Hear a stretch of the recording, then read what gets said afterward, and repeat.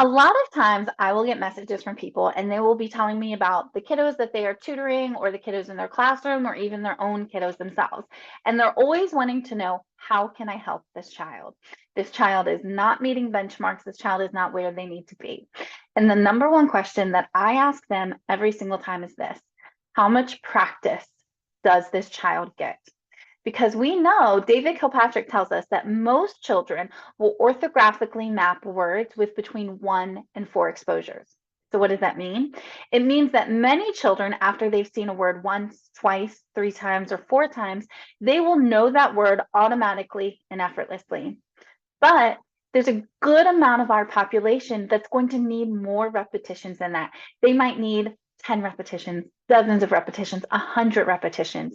And so if you have a child who is struggling, we're not asking what guided reading level they're on. We really need to know how much practice have they been given, because it is that practice that is going to help them reach the automaticity that we want for our kids. But what does that look like? Well, a lot of times what I see happening in classrooms is this. You'll teach a rule of the week. So say you're teaching the digraph CH, and I see like masterful explicit instruction for teaching these phonics skills.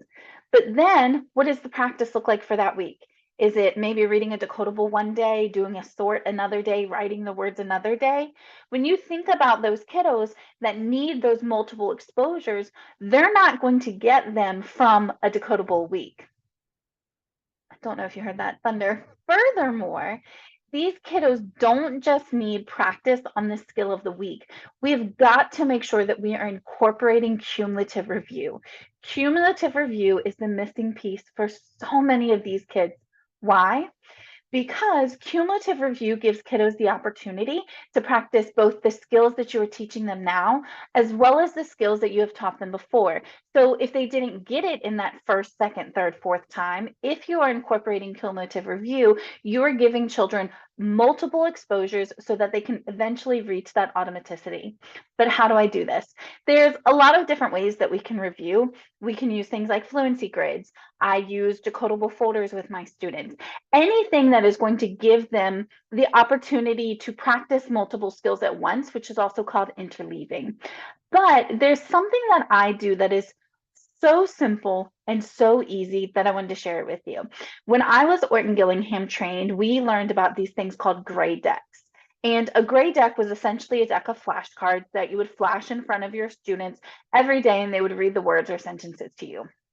However, as an interventionist, I often had between 8 and 10 groups a day, and keeping up with those gray decks was a monumental task.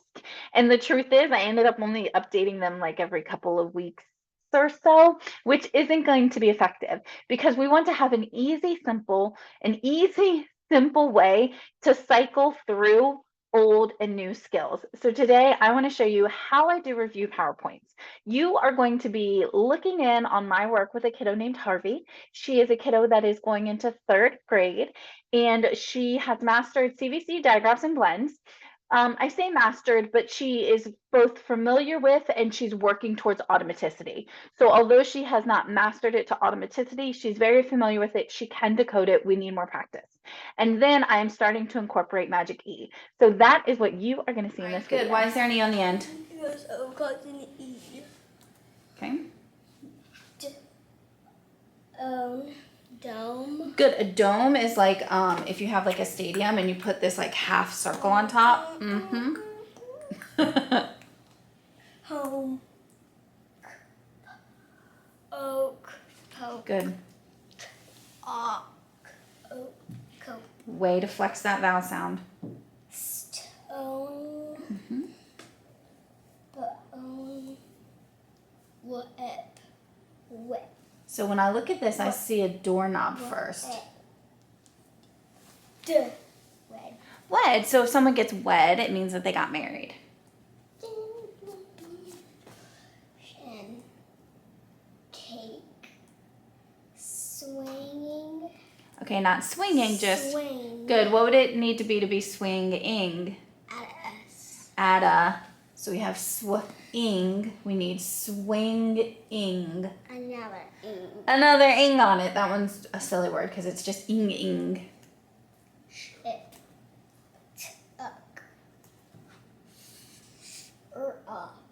Put it together. Froth. Froth. Froth. Like milk froth. Ash. Put it together. Stash. Good. Add. Made. Ooh, girl, way to flex that vowel sound. Go up. I see a Blob. because I see a bat first. And feed. It would be feed if it was EE. Fed. Good. And wave. Like flake. Flake like a snowflake, right? Something we haven't seen in a long time. Yes. Ache.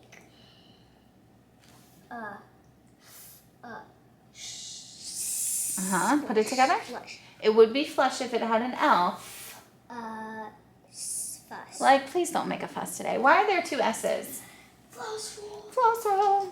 This cup is so dirty. I know. Oh, it's cute. Flap. Good. Brag. Mm-hmm. Drake.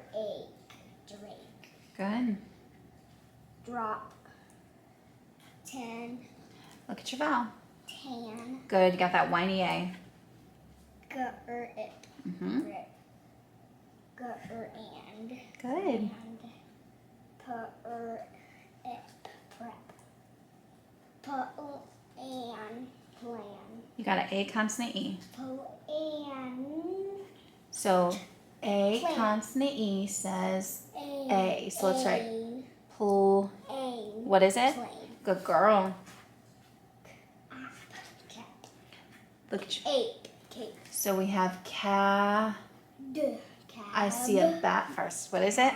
Cab. Good girl. Dress. Off. Put together. Good. In. Good. Hush. Stop. Ugh. Like you might chug your water on field day or on a really hot day. Chap. What else? Look at that again. And. Good girl. 10. Great job blending those sounds. Who. Kid. Then. What is it? When. Stash. Sash. Rag. Good job, girlfriend. So you saw that in just a couple of minutes, Harvey and I were able to practice 50 different words that were a review of all of the different skills that she had learned up to this point. So now I'm going to show you how I quickly each week update these PowerPoints. This is the same routine that I used when I was working with a small group. It is also the same routine you can use when you're working in a whole group setting. So each week when you introduce a new skill, you can add in some new words with that skill, maybe take away some of the words that the kids have become automatic with and just incorporate the new things. And then that way you're going to continuously have this rotating PowerPoint where you are able to do the cumulative review. So let me share with you how I'm going to update Harvey's. Okay, so this is the exact PowerPoint that you saw in that video, and you can see that there are 50 words here. You can also see that the first 7 words were O consonant E because that is what we had worked on the last time.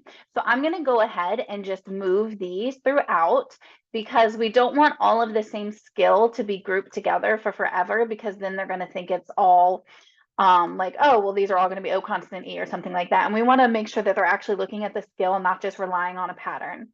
So then what I do is I go to new slide and I press reuse slide. I have, oops, it was already up. I have PowerPoints that I have made for all of the different skills that I teach my kids. So you can see I have CVC, digraphs, blends, diphthongs, floss rolls, so many different ones. Well, Harvey, she's working on Magic E. So what I'm going to do is I'm going to click on the Magic E one. I need to make sure that I put keep source formatting because if I don't, I'm going to show you what happens if I add a slide. Because each of these slides are pictures, basically, they're JPEGs, it would make it harder. It turns up just blank. So you want to make sure that you keep the source formatting. And then I'm just going to go over here to the side and I'm going to find some words that fit the pattern that I've taught her, which was the I consonant E. So I'm just going to click, click, click, words I think she should be able to read, click, click. And at this point, I'm not taking any out. So I'm going to go ahead and add in 10. So that would take us up to 60. And you see, I literally did that in just a couple of seconds. In just a couple of seconds, I was able to update the review deck for Harvey.